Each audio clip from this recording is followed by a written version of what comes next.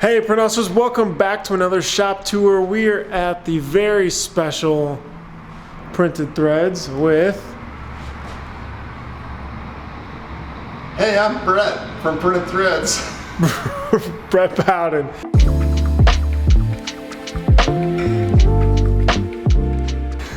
Alright, Brett's got an awesome new shop. They just moved in recently. Really excited to be able to show you this really amazing place. Let's show you around. All right here we have our showroom. It's a little bit of a work in progress so far. We haven't put a lot of time into it because a lot of customers haven't been coming because of that whole pandemic that we heard about. But we're working on building some displays that will go up against those walls, and this here will be, this is just temporary racking so we get that established. Our main goal here is to kind of build this into an event center. So just imagine this entire showroom kind of being able to clear out the floor so that we can have events here. And if we walk back here, we can see we have a stage in the corner. We could have bands or singer-songwriters playing. We got some fun activities like our own custom foosball because honestly, oh wow, I didn't even notice your logo in there too. Yeah, my wife is awesome at foosball and an avid foosballer. Yeah, I'm not that good, but I think it's really fun to play, and it's also fun when she comes up here and just smokes everybody else. It makes me very attracted to her.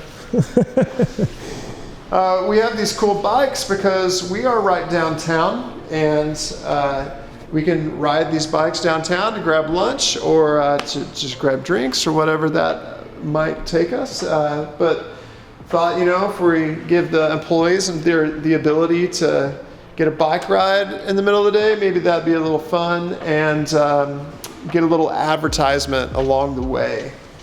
Here we've got the stage that we're building out. It's actually what we call a trundle stage because these pieces under the stage roll out so that we could have a full big stage if we have a full band play. So we might have parties with a full band, or we might just have a singer-songwriter and just need the smaller stage, or we might be doing like keynote events where we have fun people come and teach classes here, right? So that's kind of what this space will be, just an event space. And we have this extra special space on this side that is a bar. We have Petey's Pharmacy. Petey is our mascot. He's the guy with the squeegee head, and his name is derived from the initials of our company, which are P and T. And so you see Petey around a lot, but we made this special pharmacy to be able to serve up drinks. So imagine having an event here. We have a brewery or distillery sponsor the bar. We have a singer-songwriter playing, and we just have a lot of fun people having a good time. And who designed this? Because the bar is really, I mean, just the little details on it are really nice. Yeah, so everything was really intentionally designed by our friend Rick Davenport. He is a carpenter, and you can follow him on Instagram at Davenport Design and Build, I think. And but yeah, he designed all of this. So all the woodwork hanging from the walls and our entryway, and he'll be developing all of our displays for our merchandise here real soon. So it really kind of, everything plays together really nicely, and it looks very intentional, it looks very cool. For us, like, or certainly for me, one thing that has always been important is giving back to our community and creating community and being connected with our community. And so we do have the great opportunity to work with the city of Fort Worth a lot. In fact, they have an entity called Visit Fort Worth, which is their kind of tourism entity that attracts people to come to Fort Worth, and we work a lot with them. And through that, we've been able to be really in touch with our community and help out our community. I want to see businesses here thrive. I want to see businesses be successful. I want to see people that have great ideas be able to turn those into successful businesses.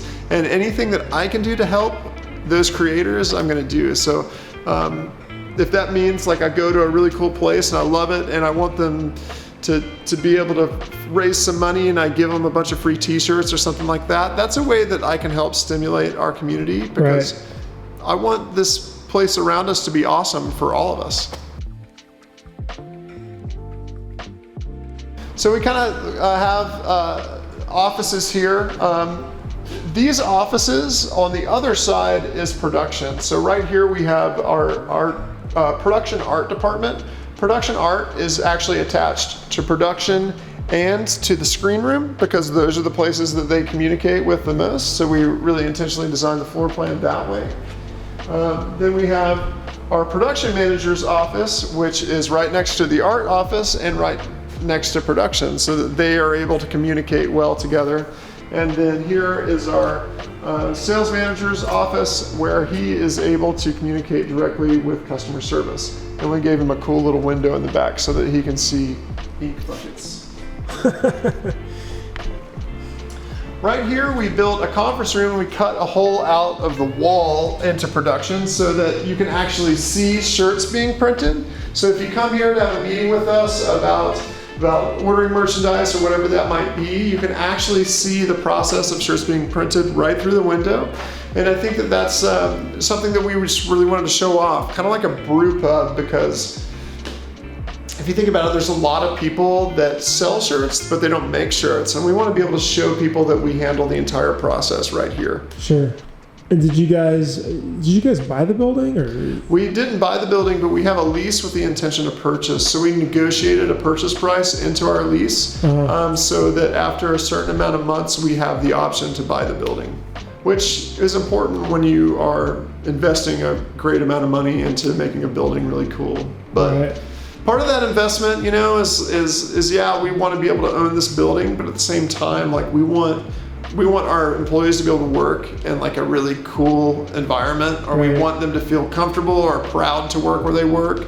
And having like a nice, clean, vibrant office gives them that kind of pride, maybe that extra oomph to be able to get more work done or be able to enjoy their job today. Right. So I want to show you guys, before we make the loop all the way around to production, show you a little bit of something different that we do here. We actually have an in-house ad agency. It's called The Creative Situation. That's something that we started actually in the middle of the pandemic. It had nothing to do with the pandemic, but it was just an opportune time because a good friend of ours named Paul Sermon, he actually created our brand way back in the day. We had just been talking about maybe creating something a little bit bigger. Right. So we took our marketing team and combined it with him, and have created this company to be able to do branding and web design and social media and advertising for all kinds of clients out there. That's really cool. That's a big leap into was that part of the space when you moved in, knowing that you'd want to add it, or? We had the idea for this space based on conversations that we had already been having, and when we made the move, it just made a lot of sense to be able to create this and be downtown and be able to have that much access to people. So here we've got what we call our kind of creative conference area. So this is where they sit and meet a lot for meetings on design and all kinds of things like that. And here, this is where our designers sit and kind of share their ideas and work on projects all day. Here's my office, which I haven't been in the last week or so because I've been on vacation, and I have a fair amount of mail to go through, which is kind of scary. But back here we have our studio, and so we built out this studio so that we can do photography and video and be able to create advertising pieces for our clients. So you can see here today, it looks like they did a video shoot for a beer company. And we need to be able to create these pieces or create the photography to use behind their ad campaigns. So that's what we use this studio for. This is a chill lounge. So this is our break area. Okay. So people can kind of come in here and read or whatever they want to do on their break. The general store. Yeah, that's our defunct, R.I.P. our defunct skate shop. Some old mementos from that. So right here we have fulfillment. So we act as a 3PL for several customers. Basically, we pick, pack, and ship their product. Most of this is stuff that we've actually produced in our production. We've printed it and we've brought it over to sit on shelves here. And as their customers order it, we package them and send them off. So this is all merchandise that our customers have ordered and paid for is sitting on the shelves ready to ship out. Interesting. And how does that work with somebody that is new, you know, and you don't know how much they're going to sell? Like, do you charge for storage or? So yeah, you can charge storage fees or a monthly minimum, essentially figuring out, we're going to figure out the square footage of how much a shelf takes up and figure out how much that costs us and our rent and expense amount, and maybe mark that up a little bit and kind of create this minimum. For us, we create that minimum, but there's a threshold. If they meet it, they don't have to pay the minimum. They just pay for the shirts that they sell. And obviously the goal is to work with people that sell a whole lot of shirts, because you don't want product just sitting around. So I don't think that we have very many clients that have to pay that storage fee, but it is there as a safety net for us, because we can't just give away free space because we don't have enough space. Right, that makes sense. Yeah, so you can kind of see we just have aisles and aisles of t-shirts here ready to ship out. We might ship these out one at a time to the end user, maybe someone that has ordered shirts online and we're shipping it directly to their house or as a gift. And then we might have situations where retailers are calling and ordering hundreds of shirts at a time to go into retail stores. So we handle both of those scenarios, not just shipping one shirt, but shipping bulk items as well. So we've got a lot of different bands and clothing lines and different concepts that we fulfill for. We also do kind of special projects here and there where a company might be doing a retreat or a conference and they want to ship individual shirts out to all the attendees before the event, and so we'll do those types of fulfillment projects as well. So, but we get to work with all kinds of really cool clients in this. Some really big clothing lines, some really big rock bands. Was there a cool moment at some point where you got to work with a big band or someone you kind of looked up to? We haven't necessarily worked with someone that like I've personally really looked up to, but there are a lot of people here that get a lot of pride out of printing for certain people that we work with. Like Charlie Crockett is a guy, is kind of like a country swing performer that is getting really big right now. We print for him. One day they showed up on their tour bus to get all their merch to go on tour, and so a lot of the employees got a big kick out of that. This guy right here, there's this new clothing line called Meant to Be, and this guy is actually, I believe his name is Terrence Marshall, just got drafted to the Carolina Panthers last week. So that was kind of a fun project, to see come through. So we just get to work with all kinds of random people, and that's fun and exciting. So here's a corral. A lot of this stuff is storage of just bulk items that we haven't brought to the shelves yet, or we have a bunch of glassware or different fragile products that we keep shelved that we'll come back and package later. Obviously, glassware is really hard to ship. You have to package it specially, but we do it to the best of our ability. Yeah, learned the hard way shipping mugs. Yeah. And many came broken. Exactly. All right, here is receiving, and this is probably maybe the biggest oversight of our shop when we moved, is we did not make receiving big enough for the volume that we have reached. The volume that we are doing as business now is quite a bit more than it was before we moved, and so the amount of space that t-shirts take up is just kind of consuming us. So we have product here, we have product on shelves out there, and we're constantly working on processes of organizing things a little bit better. Growth is really hard because if you're doing something the same way every time, every single day, that gets really easy and redundant. But when you're growing, you have to change how you're doing things constantly. This is really cool, something that I think when we came to see this building for the first time, I was super stoked on the view of downtown from here, because we have that tallest building right there is the Omni Hotel, and that's right across the street from the convention center. People that have come to the Fort Worth Impressions show know where that is, and we can just walk to there from here. It's about a 10-minute walk. And then there's just these back roads over here are just lined with restaurants and bars and just great places to hang out. So being in a kind of cool community environment feels really good. All right, so now we're kind of walking in towards production. The first thing we see here is actually our screen development area. Our screen room is right there. After we put the image on the screen, we hang them up right here and expose them on this wall. We use a direct-to-screen. It puts wax on the emulsion, and so since it's right up printed on the emulsion, we don't need a vacuum table or anything, so we just hang them up. And then we expose 4 screens at a time.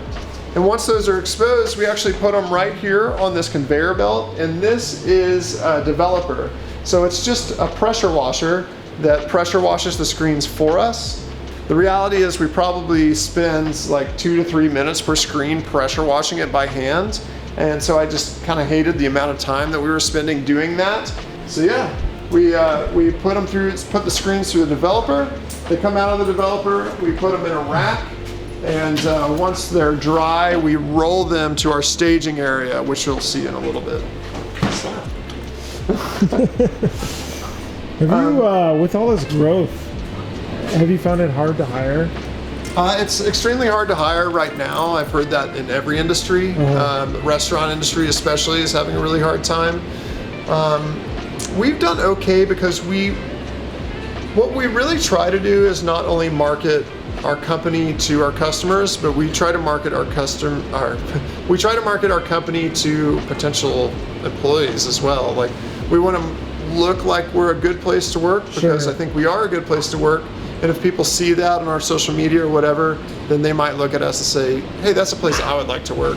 And whenever there's an opportunity, they're going to apply. With all the like company events and even the company, you know, the hoodies and everything are really well done, and all the other really cool branded stuff. Yeah, we try to look good. I think that, you know, if we can look good to our customers know that we can make them look good too. Right. All right, so this is our dark room. This room right here is the dry room. So normally we'll have several racks of screens in here. Right now it's the end of the day, so racks of screens are drying in what we call the wet room, and they will come into the dry room first thing in the morning. And these screens are ready to be imaged. And we'll image them here with this wax unit, and then they'll go hang on the wall to be developed, and then go through the developer, and then we'll have screens and press. Got it.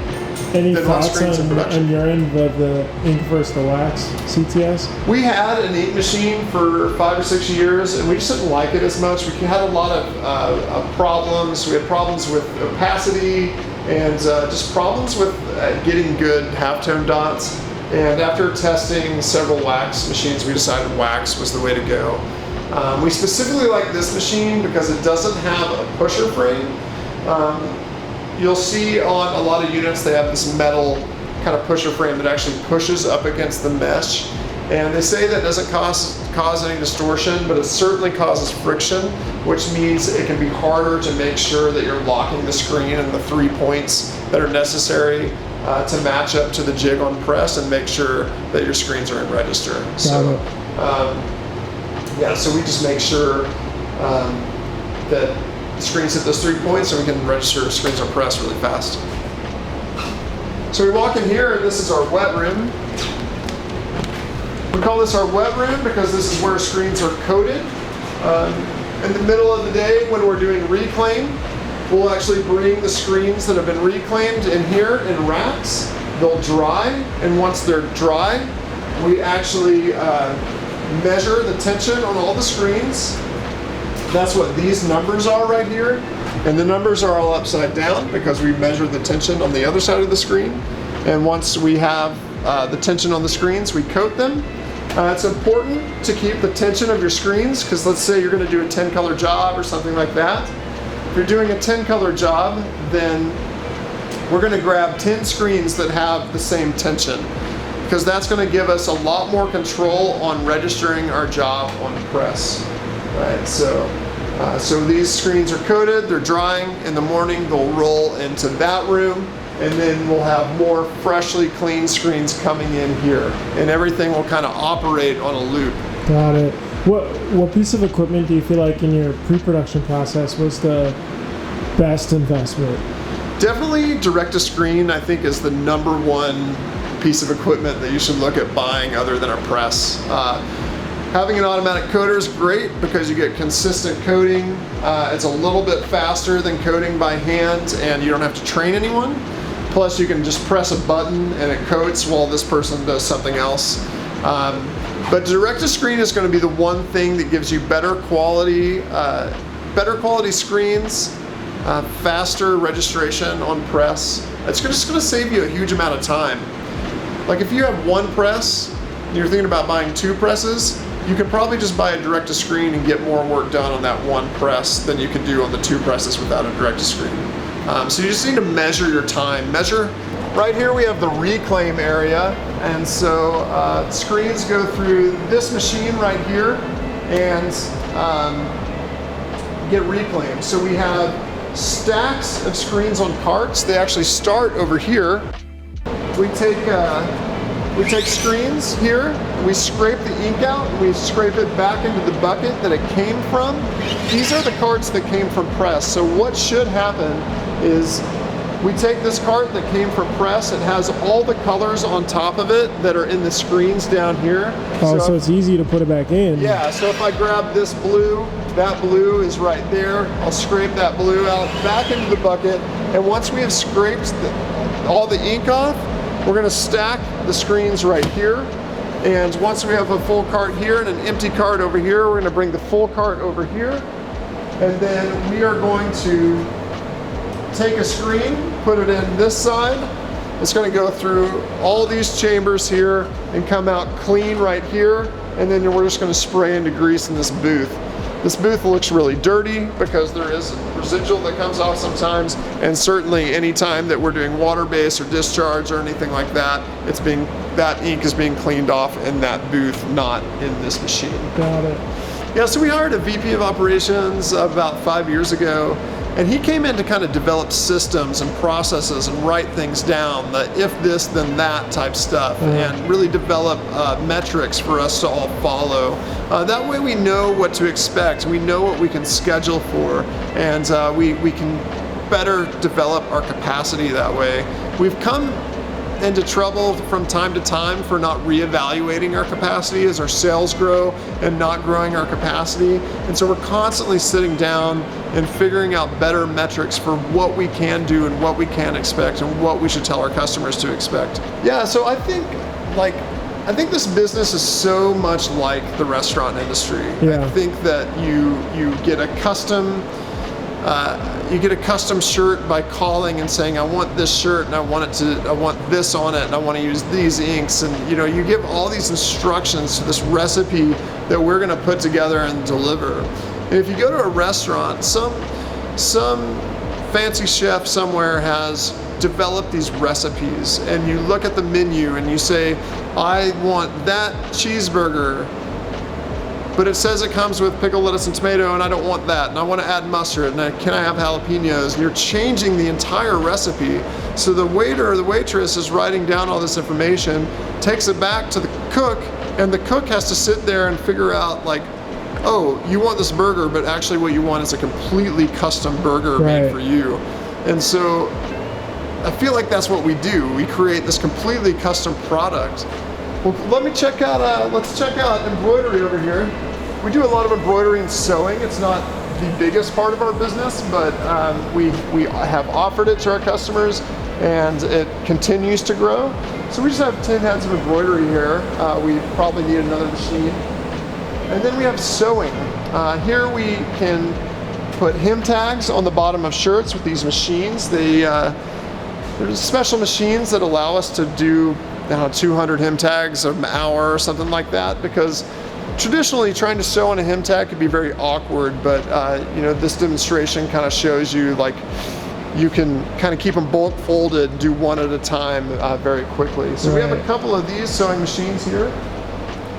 And then we also sew patches on hats. And for that, we have a special press, and that is, or a special sewing machine. In order to achieve a sewn-on patch, we use this post-bed sewing machine.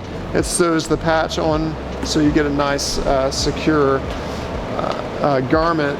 And then over here, we print a lot of private labels on the insides of shirts. And so we have these Aspie rapid tags. Actually, we just got another new one here that we haven't uncrated.